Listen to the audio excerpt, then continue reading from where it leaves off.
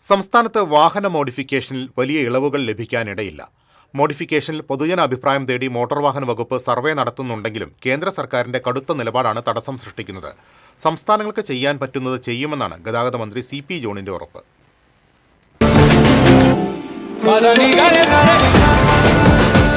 വാഹന മോഡിഫിക്കേഷനെക്കുറിച്ചുള്ള ചോദ്യത്തിന് മുഖ്യമന്ത്രി VD സതീശൻ മറുപടി നൽകിയ പൂക്കിച്ചിരി വൈറലായിരുന്നു. എന്നാൽ ചിരിയുടെ മോഡിക്കപ്പുറം വാഹന മോഡിഫിക്കേഷനിൽ വലിയ പ്രതീക്ഷ വേണ്ടെന്നാണ് കേന്ദ്ര സർക്കാർ നൽകുന്ന സൂചന.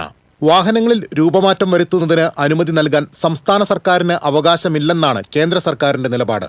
പൊതുസുരക്ഷ കണക്കിലെടുത്ത് വാഹനങ്ങളുടെ വേഗപരിധി നിശ്ചയിക്കാനുള്ള അധികാരം മാത്രമാണ് സംസ്ഥാനങ്ങൾക്കുള്ളതെന്നാണ് കേന്ദ്രം അറിയിച്ചിരിക്കുന്നത്. മോട്ടോർ വാഹന നിയമമനുസരിച്ച് രജിസ്ട്രേഷൻ സർട്ടിഫിക്കറ്റിലുള്ള വിവരങ്ങളിൽ വ്യത്യാസം വരുന്ന രീതിയിൽ വാഹനത്തിന് രൂപമാറ്റം വരുത്താനാകില്ല. അനുവദനീയമായ മാറ്റങ്ങൾ കേന്ദ്ര സർക്കാർ നിശ്ചയിച്ച മാനദണ്ഡങ്ങൾക്കും കേന്ദ്ര മോട്ടോർ വാഹന നിയമത്തിനും വിധേയമായിരിക്കണമെന്നും കേന്ദ്രം അറിയിച്ചു. എന്നാൽ നിയമപരമായിട്ടുള്ളതും അംഗീകരിക്കാൻ സാധിക്കുന്നതുമായ മോഡിഫിക്കേഷനുകളുമായി മുന്നോട്ടു പോകാമെന്നാണ് ഗതാഗത മന്ത്രി CP ജോണിന്റെ വാദം.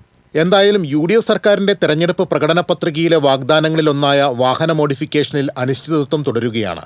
പ്രകടന പത്രികയിലെ വാഗ്ദാനം നടപ്പാക്കുന്നതിന്റെ ഭാഗമായി വാഹനങ്ങളിൽ എന്തൊക്കെ മോഡി പിടിപ്പിക്കൽ വേണമെന്ന് മോട്ടോർ വാഹന വകുപ്പ് പൊതുജന അഭിപ്രായം തേടിയിരുന്നു.